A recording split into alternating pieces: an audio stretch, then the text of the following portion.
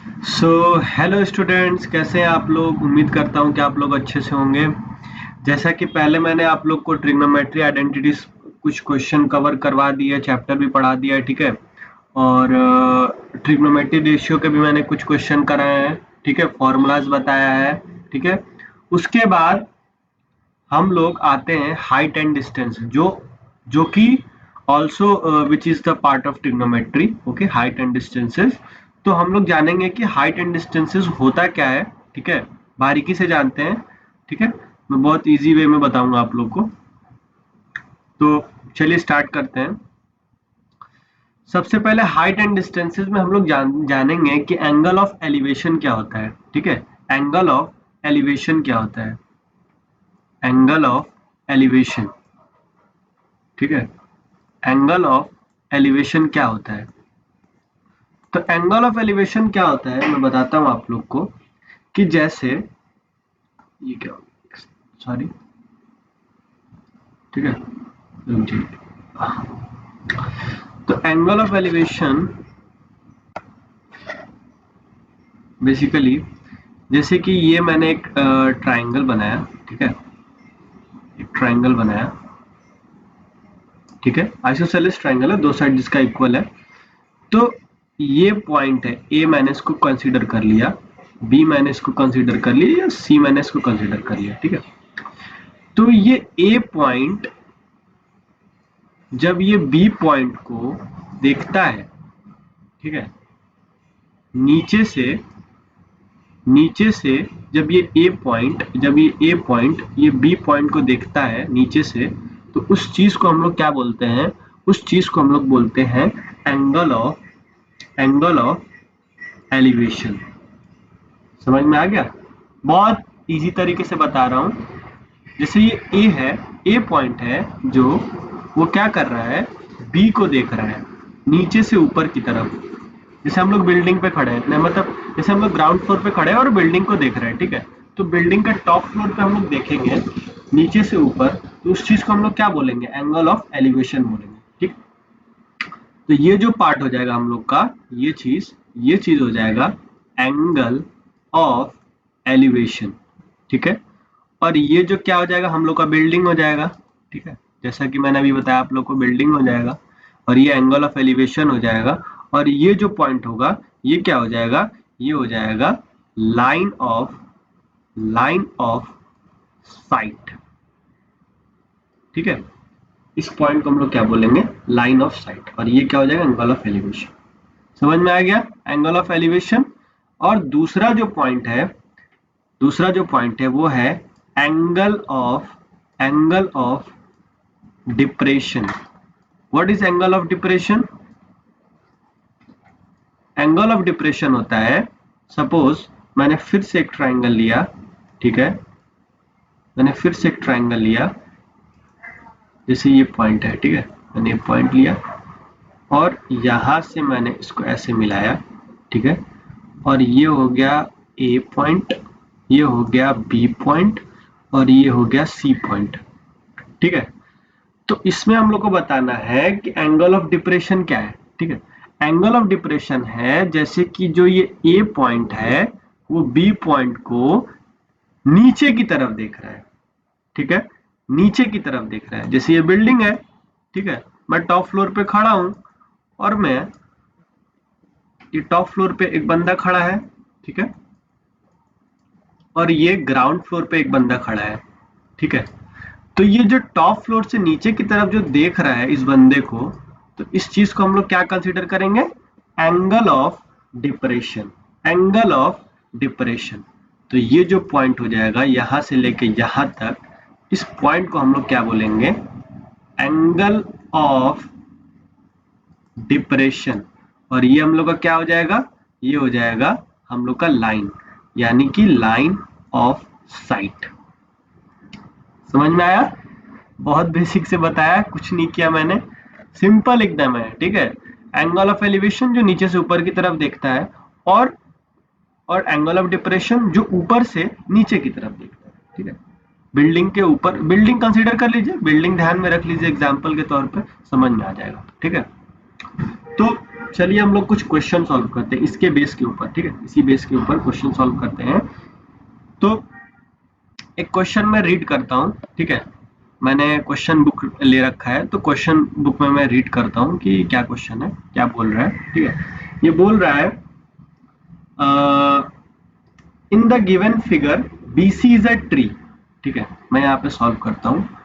In the given figure BC is a tree. देखिए मैं बहुत इजी से आप लोगों को पढ़ा रहा हूँ, ठीक है, कुछ भाग नहीं रहा हूँ मैं, ठीक है। ये A हो गया, ये B हो गया और ये C हो गया, ठीक है, ABC हो गया।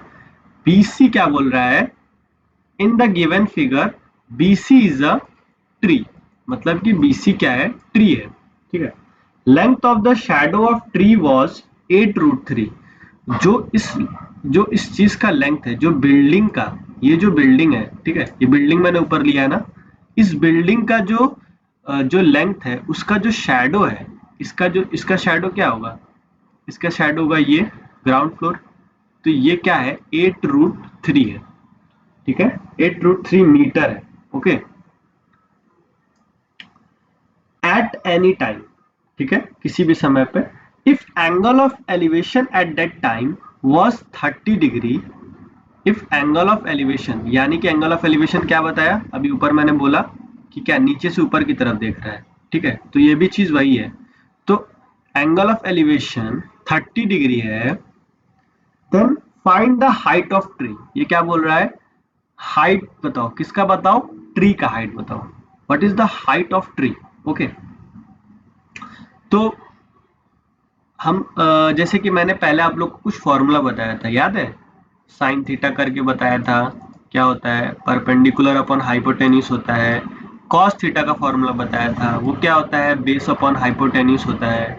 एक टैन थीटा का फॉर्मूला बताया था, जो कि क्या होता है, परपेंडिकुलर अपॉन बेस होता है, ठीक है, परपेंडिकुलर अपॉन बेस होता है। तो हम लोग इसमें क्या चीज का वैल्यू लेंगे, मतलब क्या पुट करेंगे इसमें, हम लोग यहाँ पे पुट करेंगे परपेंडिकुलर अपॉन बेस, ठीक है, यानी कि हम लोग यहाँ पे tan थीटा पुट करेंगे, ठीक है, परपेंडिकुलर अपॉन बेस। तो परपेंडिकुलर इसमें हम लोगों ने क्या कंसीडर किया है, BC माना है, और बेस क्या माना है, AC माना है, क्या माना है, AC माना है, ठीक है। और क्या डिग्री लिया है मैंने, क्या इसका एंगल ऑफ एलिवेशन है, 30 डिग्री है। तो हम लोग यहाँ पे पुट कर देंगे tan 30 degree equals to BC upon AC, ठीक है। BC जो कि हम लोग को नहीं पता है वो फाइंड करना है, AC पता है, तो मैं AC क्या करूंगा, मैं AC बताता हूं आप लोग को। अब tan 30 मैंने सॉल्व किया, tan 30 हो जाएगा, वैल्यू बताया था आप लोग को ट्रिग्नोमेट्री टेबल 1/√3 हो जाएगा, और BC मैं ऐसी कर देता हूं सेम, और AC का वैल्यू मैंने क्या लिया है, AC का वैल्यू लिया है 8√3, बोलिए हाँ, ठीक है। तो अब क्या करेंगे हम लोग, अब इसको सॉल्व कर देंगे। मैं डायरेक्टली सॉल्व कर देता हूँ, कितना होगा, अब ये √3 है, यहाँ पे मल्टीप्लाई है, ठीक है, और यहाँ पे भी मल्टीप्लाई, यहाँ पे डिवाइड है, ठीक है। तो ये दोनों का साइन मतलब दोनों नीचे ही वैल्यू है, तो मैं ये √3 से √3 डायरेक्ट कैंसिल कर देता हूँ, क्या करना है, ठीक है। तो कितना वैल्यू आ जाएगा, BC equals to direct 8 meter answer आ जाएगा, ठीक है। तो जो हाइट है, जो ट्री की हाइट है वो कितना है, ट्री का हाइट है जो, वो है 8 मीटर।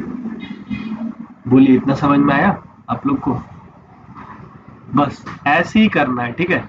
मैं कुछ भाग नहीं रहा हूँ, एकदम बेसिक से पढ़ाया हूँ, बेसिक से समझा रहा हूँ और क्वेश्चन करा रहा हूँ, कोई दिक्कत नहीं होगा। जो भी कंफ्यूजन हो कमेंट बॉक्स में मुझको बता देना, मैं तुरंत सॉल्व करके आप लोग को दे दूंगा, ठीक है, इजी तरीके से। एक और क्वेश्चन ले लेता हूँ, ठीक है, एक और क्वेश्चन ले लेता हूँ मैं, एक और क्वेश्चन ले लेता हूँ, चलिए।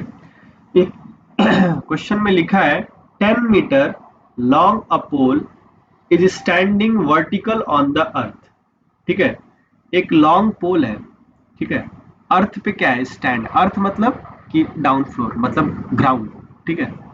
तो एक ट्राइंगल फिर से ले लेता हूं मैं, कुछ नहीं करना है, बस सिंपल क्वेश्चन को पढ़ो, सॉल्व करो, ठीक है। मैं तो ये सब चुटकियों में सॉल्व कर दूंगा बिना पढ़े, ठीक है। पढ़ो, तुरंत दिमाग में ये आंसर आएगा, तुरंत लिख दो डायरेक्ट आंसर, ठीक है। तो ये जो क्वेश्चन मैं करा रहा हूँ ये बेसिक है, ये 2 नंबर में क्वेश्चन आ सकता है, 1 नंबर के एमसीक्यू इसमें आ सकता है। तो आप लोग को इसमें क्या करना है, आप लोग को बस इसमें फॉर्मूला याद रखना है, ठीक है। फॉर्मूला याद रखोगे, बेसिक क्लियर रहेगा, आप लोग आसानी से सॉल्व कर लोगे, ठीक है। तो यहाँ पे मैंने इसका पॉइंट का नेम दे दिया A B and C, okay. तो क्या बोल रहा है, 10 metre long a pole is standing vertically on the earth, यानी कि वर्टिकली, वर्टिकली यानी ये डिस्टेंस, वर्टिकली इसको बोलते हैं वर्टिकल डायरेक्शन, और हॉरिजॉन्टल किसको बोलते हैं, हॉरिजॉन्टल इसको बोलते हैं, ठीक है। ये हॉरिजॉन्टल है, वर्टिकल।